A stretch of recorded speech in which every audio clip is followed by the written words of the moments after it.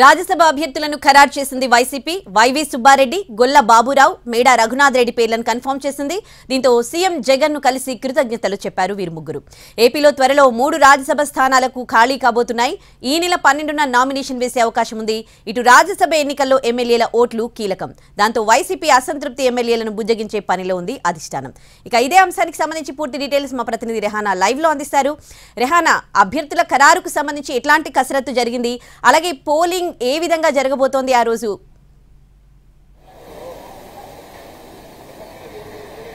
Udayasri, YCP 3 Rajya Sabha స్థానాలకు సంబంధించి అభ్యర్థులను ఖరారు చేసింది.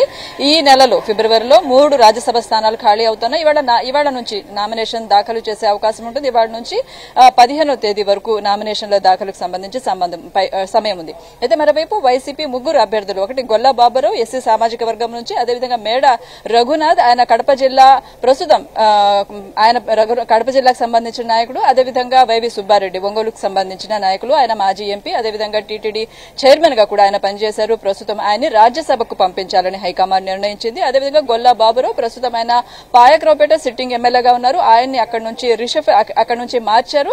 పాయకరావుపేటకి మరొక అభ్యర్థిని పెట్టి గొల్లా బాబురావును రాజ్యసభకు పంపించాలని పార్టీ నిర్ణయించింది. ఎస్సీ సామాజిక వర్గం నుంచి రాజ్యసభకు వెళ్తున్న మొదటి వ్యక్తి గొల్లా బాబురావు అవుతారు. అదేవిధంగా రాజంపేట ఎమ్మెల్యే మేడకు సంబంధించి వాళ్ళ సోదరుడు మేడ రఘునాథ్ ని, మేడ మల్లికార్జున సోదరుడు మేడ రఘునాథ్ కు రాజ్యసభను పంపించాలని పార్టీ నిర్ణయించింది.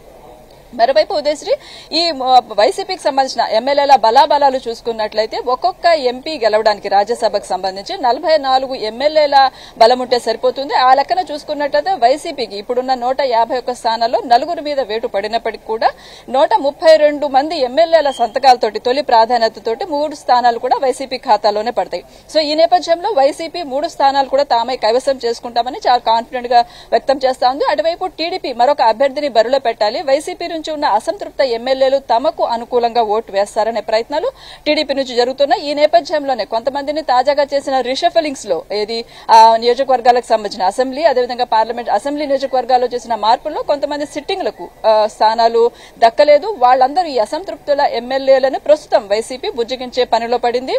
అయితే ఇప్పుడున్న బలాలు చూసుకున్నట్లయితే 132 మంది ఎమ్మెల్యేలు తమ వైపు ఓటేస్తారు. మిగిలిన 26 మంది ఓటు వేయకపోయినా, అంటే ఎన్నికలకు పోలింగ్ కి దూరంగా ఉన్నా కూడా వైసీపీ 3 స్థానాలను తేలిగ్గానే కైవసం చేసుకుంటుంది. సో ఒక కొత్త వ్యూహాన్ని అనుసరిస్తుంది. 32 మంది మాత్రమే ఎవరైతే కమిటెడ్ గా ఉన్నారో, ఎవరైతే అసంతృప్తితో లేరో వాళ్ళని మాత్రమే ఓటింగ్ కి అటెండ్ అయ్యి మిగిలిన వాళ్ళు ఓటింగ్ కి అటెండ్ కాకుండా చూసుకోవడం అనేది వైసీపీ వ్యూహంగా కనిపిస్తా ఉంది. గత ఏడాది ఎమ్మెల్సీ ఎన్నికల సందర్భంగా వచ్చిన అనుభవాన్ని దృష్టిలో పెట్టుకుని ఈసారి జాగ్రత్త పడుతోంది. అదే సమయంలో అసంతృప్త ఎమ్మెల్యేలను పిలిచి మాట్లాడడము, వాళ్ళకి ఖచ్చితంగా మరో రకంగా మరో రూపంలో న్యాయం జరుగుతుందని భరోసా ఇవ్వడం ఈ కసరత్తు జరుగుతుంది. ఇవాళ ఉదయం నుంచి చూసుకున్నట్లయితే వైసీపీ ఎల్పీలో ఈ నామినేషన్ పత్రాలకు సంబంధించి ఎమ్మెల్యేల దగ్గర నుంచి సంతకాల సేకరణ, వాళ్ళ ప్రతిపాదిత ఎమ్మెల్యేలకు సంబంధించి సంతకాల సేకరణ కసరత్తు జరుగుతుంది. అదేవిధంగా ఏ ఎమ్మెల్యే ఏ అభ్యర్థికి నామినేషన్ పత్రాల మీద వాళ్ళు సంతకాలు చేయాలి, దీనికి సంబంధించి ఉదయం నుంచి కూడా ఎల్పీలో కసరత్తు జరుగుతూ ఉంది. సో ఈ నెల 12వ తేదీన 3 అభ్యర్థులు కూడా నామినేషన్ పత్రాలు దాఖలు చేసే అవకాశం ఉంది. కొద్దిసేపటి క్రితం ముఖ్యమంత్రి వైఎస్ జగన్మోహన్ రెడ్డిని కలిసి ఈ 3 అభ్యర్థులు కృతజ్ఞతలు చెప్పారు తమ అభ్యర్థిత్వాన్ని ఖరారు చేసినందుకు. సో మొత్తం మీద అయితే రాజ్యసభ ఒకవైపు టీడీపీ కూడా అసంతృప్త ఎమ్మెల్యేలని లాగే ప్రయత్నం చేస్తున్న నేపథ్యంలో ఆసక్తికర పరిణామాలైతే ప్రస్తుతం అటువైపు టీడీపీ, ఇటువైపు వైసీపీలో కొనసాగుతాయి. ఉదయశ్రీ, ఎలక్షన్స్ బిఫోర్ జరగబోయే ఈ రాజ్యసభ ఎన్నికలు ఎటువంటి ప్రాధాన్యత సంతరించుకున్నాయి రెహానా? ఖచ్చితంగా ఎన్నికలకు ముందు రాజ్యసభ ఎన్నికల హీట్ అయితే ఇటువైపు అధికార ప్రతిపక్షాల్లో కనిపిస్తా ఉంది. అసంతృప్త ఎమ్మెల్యేలను లాక్కోవడం ద్వారా ముఖ్యమంత్రి జగన్మోహన్ రెడ్డి మీద వైసీపీలోనే అసంతృప్తి ఉంది అని ఎస్టాబ్లిష్ చేయడం అనేది టీడీపీ వ్యూహంగా కనిపిస్తుంది. అదే సమయంలో గత ఎమ్మెల్సీ ఎన్నికల అనుభవాన్ని దృష్టిలో పెట్టుకుని 3 స్థానాలు, పైగా అభ్యర్థులు తమకు కావాల్సిన బలం ఉంది కనుక ఖచ్చితంగా 3 స్థానాలు గెలుచుకోవాలనే పట్టుదలతోటి వైసీపీ ఉంది.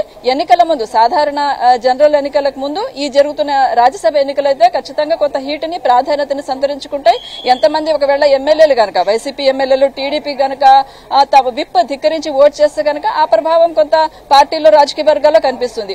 సో ఈ క్రమంలోనే వైసీపీ తన ఎమ్మెల్యేలందరినీ కూడా తమ వైపే ఉంచుకునే విధంగా విప్ ధిక్కరించకుండా ఎవరు గీత దాటకుండా జాగ్రత్తలు పడుతోంది. Udayasri, right, thanks for the updates Rehana.